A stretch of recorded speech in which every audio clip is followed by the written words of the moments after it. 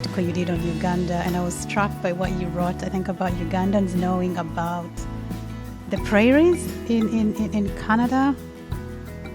Oh, the prairies. Yeah, I know. Yeah. Can you just say something? I was just really taken aback by that, and actually the explanation for it as well. Can you just say something about that?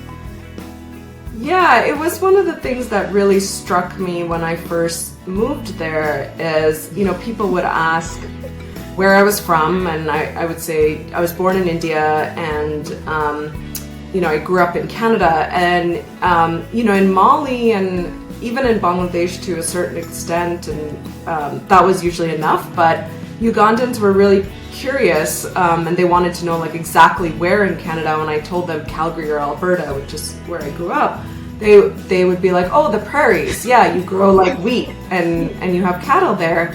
And I was really struck by that, and also, to be frank, embarrassed, because I had known so little about Uganda before I'd moved there, but people seem to know so much about where specifically I was from, and I think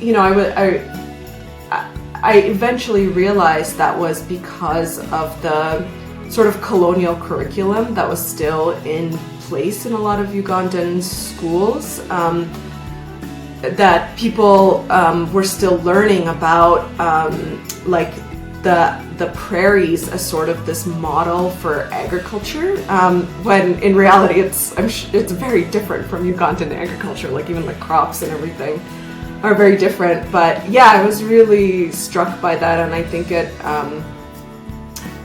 it sort of opened my eyes to the influence of North America in so many places, and how little we know about the rest of the world here in North America.